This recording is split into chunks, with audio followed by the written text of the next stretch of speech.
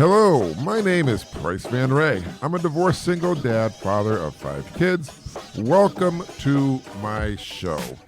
So hello and welcome back, everybody. I'm so happy to be here. I'm so happy to entertain you and let everybody know that, hey, there's a place you can turn to if you are a parent, single dad, or raising a child.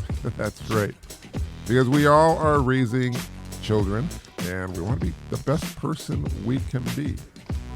So, that being said, I'm going to tell you what the show is going to be about. Becoming a dad, preparing for fatherhood. And before we get to that, I'd like to say a little something, quote of the day. The way I see it, if you want the rainbow, you gotta put up with the rain. It's so funny, those words, because the bottom line is in life, you can never have a rainbow, a beautiful rainbow, without a little bit of rain. And this is so true. I can't tell you how true it is. In my life, the last week, it has been raining. It has been raining hard. And I'm going to tell you, I couldn't believe it with the thunderstorms and the rain. I'm not talking outside physically, but I'm talking mentally. Because my car was broken into, the window was smashed, some stuff was stolen on the inside, but I'm going to be getting a new car. So I guess at the end of that rain, there's a nice little rainbow. And I hope for everybody out there, I hope that all of you have a great rainbow coming along too. And that being said, we're going to move on to the show. The show today is preparing for fatherhood. That's right. So, I remember when I was going to be a father for the first time. I remember we went, me and my wife at the time, we went to the doctors and we took a little pregnancy test because she was vomiting every day and this and that. And the doctor came back and said, congratulations, you are going to be parents. I was excited in a way, but I was scared. Terror, fear, dread was all over my body. Now, I'm going to tell you why. It's because this is something I had never prepared for, really prepared for. Now, for those who listen to the show, I always say since the first grade, I always wanted to be a dad. I couldn't, I don't think there was a time when I never said I didn't want to be a dad. But wanting candy and having candy are probably two different things. You see, because then it struck me, I am now going to be a father. I hope I don't fail. I hope I'm a good parent. I hope everything turns out right. And I believe it did. I believe my kids are grown. I have 5 kids. They're all grown. They're pretty good.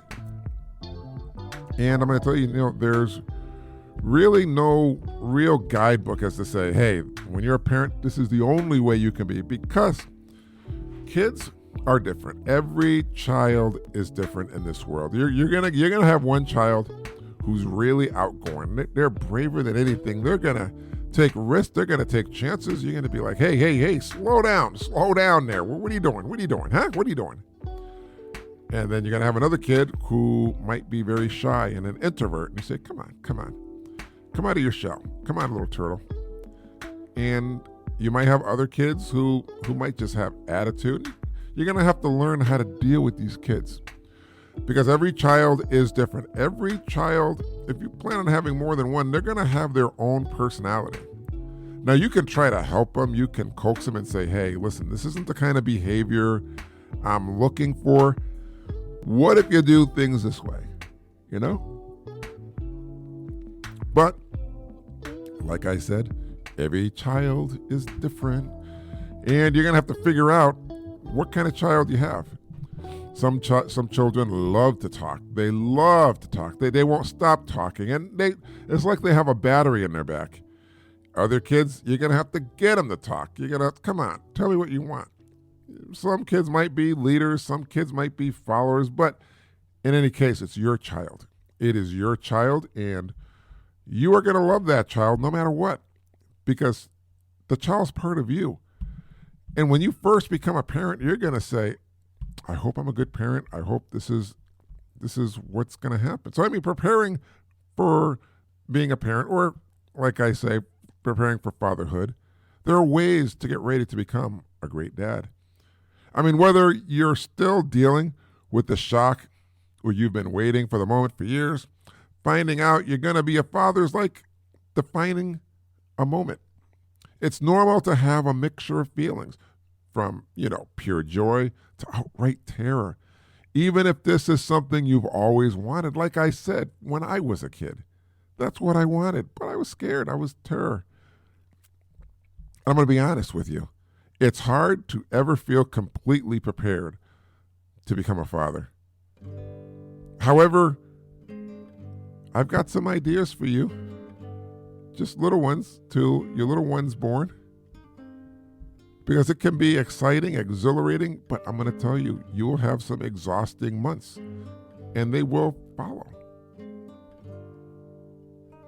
When your baby's born, I mean, you may not be the one who physically carries the baby, but that doesn't mean you're not a part of the pregnancy and the birth experience. So whatever you do, don't feel neglected. I mean, the same can go for those who are using a surrogate or adopting. There are definitely ways to feel involved. I mean, there's plenty of books out there that are written for expectant fathers, but you don't have to limit yourself to those. You can even join some online groups, some pregnancy newsletters, because there's a lot of people out there who have had kids.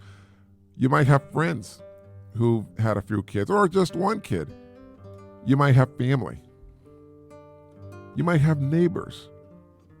But if your partner is experiencing pregnancy symptoms from morning sickness to heartburn, you really got to do a little bit of research. Understand what they're feeling.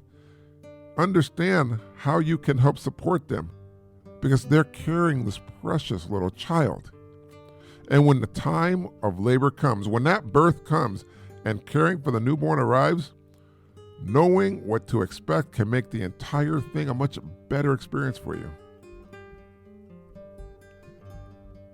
You might even want to get healthy. Before your baby arrives, it's a great time to focus on your own health. If you smoke, try to quit. Smoking's not good for the baby, not even having smoke in the same room or smelling it. Exposure to smoke during pregnancy has been shown to increase the risk of congenital heart defects in newborns, and this is something you don't want to take a chance on. Love this baby that's coming. Care for this baby even before it gets here. Speak to it in its womb. Say, I love you. I'm a firm believer that maybe babies can't understand what you're saying, but I'm sure they can feel. And if they hear the smoothness, the soothing of your voice, if you rub the baby's belly, they can feel the little bumps and the caressing maybe. But you got to get healthy. And how are your eating habits? I mean, eating well now will help fuel your long days, all the nights, all the days of parenthood. And if you diet, it could benefit some small changes. I mean, consider these healthy tips, because you want to be around for your child. You want to make sure you can see your baby grow up. I'm going to tell you, my ex-wife, she lost her father when she was in high school. Now, sure, she had her father when she was growing up, but on up until high school. And I'm sure that hurt her. Thank goodness, though, she had a stepdad. I don't even like to say stepdad, because I still consider him my father-in-law. I consider him my dad. He is a great guy. And thank God my ex-wife had a dad like him to be there, to be the dad. Because a lot of kids, they might not grow up with a parent. A parent might die, or they might be orphans, but you got to be there. Be there like my father-in-law, who I consider to be my dad. I love the guy. He'll always be my dad. I have nothing bad to say about him. He's a great guy. So we talked about the eating habits, talked about maybe exercising, getting in shape. And if it's been a while, schedule an annual physical appointment with your doctor to make sure you're up to date on your vaccines, especially like the whooping cough. That's a big thing. I remember when my kids were going to be born, that was a big thing. Guys, you got to watch out for this thing called the whooping cough. I didn't know much about it. But you want to make sure you don't pass on something to your child because their immune system is going to be so new, so weak. You want to make sure they're going to be healthy. If your parents are around, if your parents are alive, talk about parenting with them. Your parents can have some great advice. You may not agree with how your parents raised you, then don't ask them. But in any case, you have a lifetime of experience from their point of view on how they raised a child and whether or not you agree or disagree. I mean, now's a great time to start discussions about the kind of parents you plan to be. Are both of you all in on breastfeeding? Because that can be a big thing. Some women want to breastfeed, some women don't. Do you want the baby to sleep in a crib or in their own room as soon as you get home? Will both of you be working? What kind of plans do you have for childcare? Childcare is a big thing. I remember when my kids were born and growing up as toddlers. My wife wanted to put my kids in childcare. Now, I watch a lot of news, and the news can be scary because I had seen daycares that were not good. It was harmful to kids. So I was very wary about it, but I caved in, and a couple of my kids went to daycare, and it was a good experience. They got to meet other kids and play with other kids, and their social skills were pretty good. But you got to remember these things are still theoretical for both of you, whatever you choose.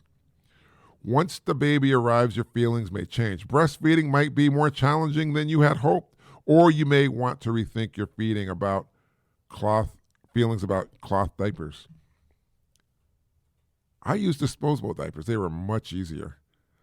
I'm going to be honest with you. I don't know much about the cloth diapers, but I do know there's a whole lot of washing involved. But disposable diapers, from my point of view, much easier. I was able to go on little trips with the baby. We didn't have to worry about washing them. And for me, it was a lot more sanitary. I mean, I'm not going to say changing a diaper is going to be sanitary because, you have baby poop there. But disposable diapers were a good thing to have, I believe. And I'm going to tell you, there are also discussions that won't be relevant just yet, but they may be important nonetheless. Discussing, now listen to this, discipline, including things like spanking. This should happen before your child becomes a feisty toddler. Beginning the discussion now opens those lines of communications and helps you to get on the same parenting page. Because the bottom line is your spouse may not want your child to be spanked. Your partner may have said, hey, I was spanked growing up. I didn't like it. I didn't like it at all. So we're not going to do that to my child. Why would I do that if I didn't like it? When you become a parent, you have to start playing as a team. I mean, speaking of being on the same page, now is the time to start thinking of yourselves as a team. One team. Your co-parent and your baby are linked to you for life. Now listen to this, even if your romantic relationship with your parenting skills doesn't continue, it's a good idea to start viewing everything through the lens of letting go or keeping score, as if you're not in a competition. You don't want to be competing in a relationship, okay? I'm going to tell you, but you will have to make time for each other because you don't want your relationship to die, to fizzle down. But you got to remember, when you have a child, a lot of your time and attention is going to be focused on that child because now you've taken on the responsibility of a new life, of a new human being that you're taking care of, that you're going to guide through life, that you're going to make sure is going to be safe. You're going to make sure they're going to be competent, and you're going to try to make sure they can contribute something to society in a positive way. And I'm just going to be straight up and honest with you guys. Your relationship with your partner or spouse may change. When it comes to being romantic, it may, but you have to make time for each other because now you have that responsibility of the baby, but don't forget to make time for yourself. That's a big thing. That is a huge thing. Make time for, and don't forget that your partner or spouse needs to know that they're loved too, needs to know that you care about them. Now, this goes both ways. Well, I mean, whether you're adopting a child, whether you're having the baby, your partner needs to realize they're just as important. Remember, if the person's carrying your child, feeling exhausted and dealing with morning sickness, helping them out is also helping you and the baby. I mean, feeding them what they are able to eat, making sure they're eating healthy, picking up slack on the housework, or making sure to check on them every day to make sure there's some way you can support them. You want to be a caring person. You want to be the one who is the rock that they can sit on and lean on, because if your spouse is going to have a baby, they're going to need your help. Don't leave them out in the cold. Make sure you are there for them. Definitely do that. You don't want to forget this. If you need help being a parent, find fellow dads. On that note, it's great to find some other fathers for your friends groups, having someone familiar with the challenges of parenthood, giving you an outlet, a place to ask questions or vent. And there's groups online, church groups you can find through your doctor, hopefully, or even a hospital. You just have to ask. And don't forget, as a father, you need to try to go to the appointments, the doctor appointments, for the ultrasounds and hold your honey's hand and say, I love you, I'm proud of you. I could never do this. You're so strong. Because I'm going to tell you guys, I don't think we could carry a baby. I grew up with